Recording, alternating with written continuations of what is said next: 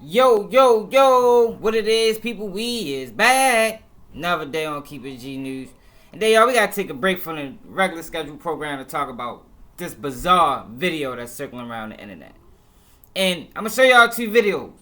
I'm gonna show y'all the video that's circling around that most media sources is covering or showing. Then I'm gonna show y'all the full video that a number of sites is showing. You know, it's always like that when you're dealing with media. When I was really covering the news, I used to talk about that a lot, how a lot of these news sources, you got to be careful and pay attention to how they word their stories because it's very important. So, the video I'm talking about, I'm going to show y'all in a minute, is an officer inside of some county in Florida mistakenly thought that he was being fired upon because an alleged acorn fell from off a tree.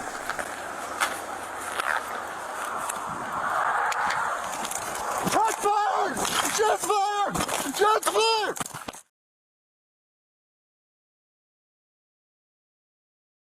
Because you're getting patted down. Why? Do you have any weapons on you? No, I don't have no weapons Okay. on me.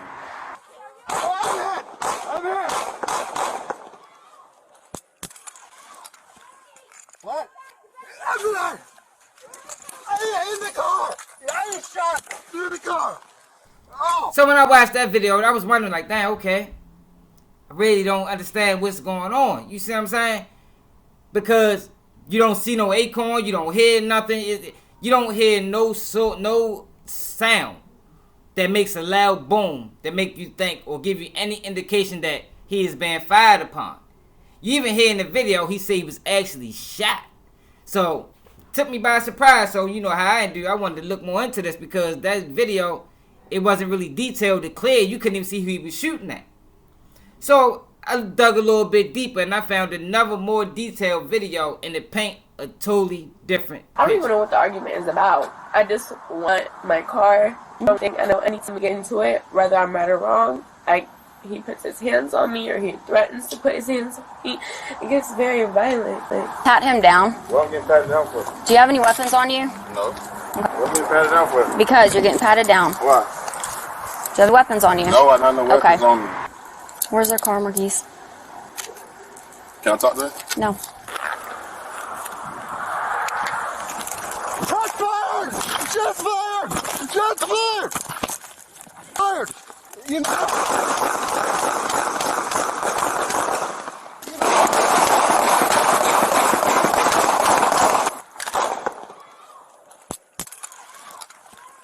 What? I'm not. In the car!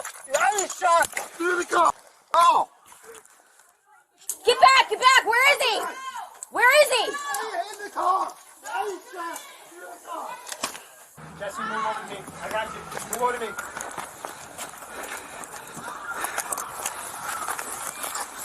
Jesse, come back. Mark vehicle right there. Dude, am I hit? Do you see anything on my vest? Or are you feeling anything? Did you feel anything? My legs went numb when it hit me. All right, all right. I don't know. My legs went numb for a second. Pop come from. Go this way. Can you move? Yeah. What y'all think about this situation now? I'm gonna tell you what I think. So, the officers was called on some type of domestic situation. You know, I think he posed the guy Robert Jackson. I think that's his name. He posed a stole a car, something like that. Some type of domestic situation. But that was his girlfriend talking to the police when he first pulled up. And then you see this officer find on this car that Robert Jackson is in. He's actually in the police car. But before I continue, I want y'all to hear Robert Jackson's point of view. You know, his detail and sequence of events to how he remembered. On November 12th, 2023, Marquise Jackson was stopped by the Okaloosa County Sheriff on McLaren Lane in Fort Walton Beach, Florida, while walking. Another officer demanded another officer to search me. I was confused on why I was being searched because they never told me anything. I decided to cooperate and just filed demands. I knew I had not done anything wrong. I was searched multiple times, then unlawfully handcuffed and placed into the back seat of a cop car while being strapped down by the seatbelts. A few moments later, I hear an officer scream, "I'm hit, he's on." As soon as that was announced, multiple shots was fired at me, while I was stuck in the back seat. All I could do was lean over and play dead to prevent getting shot in the head. I was scared to death, and I knew all I could depend on was God. I ignored everything and prayed. Windows were shattering on me the whole time as bullets continued flying across me. I was blessed not to get hit by any bullets or get hurt physically, but mentally, I am not okay. I haven't been the same since, and I don't think this feeling I have will ever change. I truly believe I'm damaged for life. As shots stopped firing, officers started telling me to put my hands up. Mind you, I'm handcuffed, so I can't. I reminded them that they handcuffed me, which led them to begin to tell me to sit up straight. However, when I sat up straight and looked back, I looked straight down the barrel of Officer Bestie's gun and saw several other officers with their guns aimed at me. I left it up to God and just sat there how they wanted me to with my eyes closed. I remember Officer Bestie because he was the officer who wrongfully arrested and tased my little brother a while back. I eventually found a way to rest my cuffed hands on the shattered window area to show that I wasn't armed. A few minutes later, they slammed me on the ground to search me and look for any injuries. When I got up, I was led to the ambulance. At that moment, I saw just how many officers were there. But the image I can't get out of my head is seeing how bad my mind was hurt, crying, right before I got into the ambulance. While in the ambulance, they cut off all my clothes to continue checking for injuries. I was taken to Fort Walton Beach Medical Center, still handcuffed. Then they took me to Okaloosa County Courthouse to book me into the system by taking pictures and fingerprints. I continued to ask every officer I saw what was I being charged with, and they all said the same thing. I don't know. We're waiting for more info. I sat in the cell for hours. Eventually, the officer told me I'm free to go and that I'm not being charged with anything. They are trying to cover this up by not giving out the body cam footage. I need everyone to repost, share, tag. Anyone you can could help me during this time. So, of course, you can expect that this situation left Marquise Jackson severely traumatized.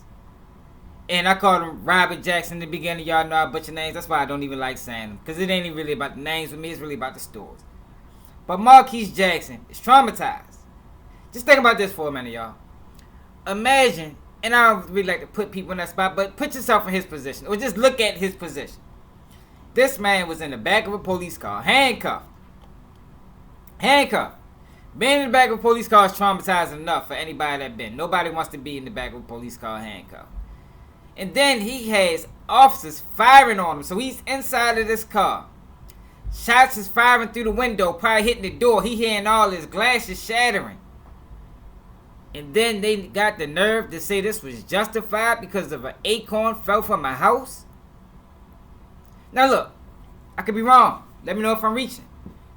But it looked like to me, like I don't know what ethnic group all these people was. It sounded to me the officer was Hispanic. It seemed like that woman could be of some type of Hispanic descent or Caucasian. Same thing with the male, Marquise Jackson. Looked like he might got a little bit of black in him. Just me speculating. But he already said that he has a history with this police force. You understand? And I'm of the mind frame that this officer didn't like them for whatever reason. Maybe it wasn't him. Maybe it was his brother. Maybe, it could have been him. Could have been skin complexion. Who knows? I'm just saying. You can't rule none of this out. And these are the things that they never factor in. But he didn't like what he was doing or hearing in this situation. Or didn't like the situation in general. So he decided to do was use that little sound. Or it could have been a loud sound. But it ain't a boom. It ain't a blast. I can promise you that. To shoot at this man. Repeatedly. And he wasn't the only officer shooting. But the first officer shot should be held liable. But he's not. They allowed him to resign. And remember I told y'all, if y'all been following me for a long time, pay attention to the word resign. That means leave with pension. He didn't get fired. It's almost like an honorable discharge. You got to leave with integrity, but it wasn't nothing integrity about that at all. Tried to murder that man, if you ask me. Well, I don't know how y'all think about this. Do y'all think this was deliberate? Because I have a hard time understanding the fact that he thought that was a gunshot. And then one gunshot for him to fire this many times. And he even had the audacity to say he was shot, y'all. He radioed it in. Like, yo, we living in a wild place, man. And like I didn't look into the demographics of this town. I probably should have, because demographics matter when you talk about police force. But I would bet that the demographics is all we off. You know, y'all can take that how you want it. You can look into this town in Florida. A lot of towns in Florida is like this, where the demographics is not, you know what I mean? It might be 70-30 or 90-15-3. You understand? And the police force treat people a certain type of way in those type of situations. But for this guy to be able to walk away scot clean and resign with dignity, man, this is America. Let me know how y'all feel about it in the comments. Do y'all believe that this was justified? Could y'all see a situation where he actually thought that sounded like a gun? It looked like to me, once they looked at that video, they like, oh, all right, we can use the fact. Like, I think that Acorn might have just dropped coincidentally. And they seen that in the video, and they like, oh, we can use this to our advantage. We'll say that sound like a bunk. You know they cover for each other. That's the thing you got in police you got police investigating police. Internal affairs is done internally when it should be done externally. Police should not be investigating themselves because they're going to get it wrong. Or they're going to get it right for their people. But is it right for all the people? Is it right for the community? Let me know in the comments, man. It's another day. Keep it G News, and I'm out. Nigga can't do what I do, y'all niggas can't copy me. Let's keep shit G. Let's keep shit G. Let's keep the shit G. Let's keep shit G. Let's keep shit G.